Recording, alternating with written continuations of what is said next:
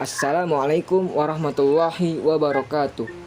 Sebelumnya, saya Hadi Syah Putra, NIM 0104 182 123 dengan dosen pengampuh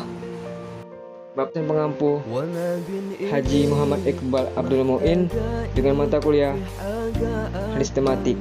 Saya akan memaparkan hasil PPT video interaktif saya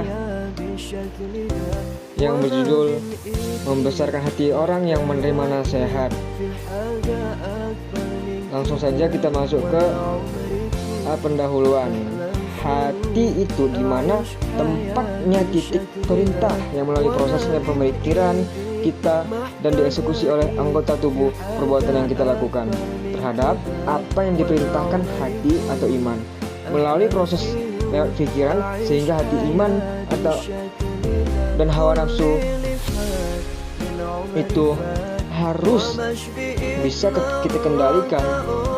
Jangan sampai hawa nafsu kita sendiri itu memperbudak tuannya sendiri. Jadi hati adalah inti dari segala perilaku manusia, yang jika hatinya seseorang itu baik, maka perilakunya juga baik. Sebaliknya pun, jika hatinya buruk, maka perilaku seseorang itu juga buruk. B. Pengertian. 1. Secara etimologis, hati atau hepar, bahasa Yunani kuno hepar atau lever, bahasa Belanda liver, bahasa Inggris liver, merupakan sebuah kelenjar yang terbesar di dalam tubuh manusia. Dan sedang terminologi, istilah yang di dalam tatapan psikologis dibedakan dengan hati. Makna yang nyaris sama untuk kata qablah atau hati diungkap dalam pengertian mengubah, membalikkan, menjadikan yang batin, menjadikan zahir, menumbangkan, mempertimbangkan, terbalik, dan lain-lain. Dan menurut para ahli ketiga, menurut Majdi Al-Hilali, qalb, hati itu sekumpulan perasaan, kesadaran, dan insting yang terpendam dalam diri manusia. C. Hadis tentang hati telah menceritakan kepada Muhammad bin Yahya, telah menceritakan kami pada Muhammad bin Yusuf Israel dari Al-Walid, dari Zaid bin Zaid, dari Abdullah bin Mas'ud. Dia berkata, Rasulullah SAW bersabda, jangan sampai ada seseorang yang menyampaikan kepadaku tentang keburukan salah seorang dari sahabatku, karena aku ingin keluar kepada menemui mereka dalam keadaan lapang dada dari penyakit hati. Abdullah berkata, suatu ketika Rasulullah SAW diberi harta, lalu beliau membagi-bagikannya kepada orang-orang, hingga sampailah aku kepada dua orang yang sedang duduk-duduk.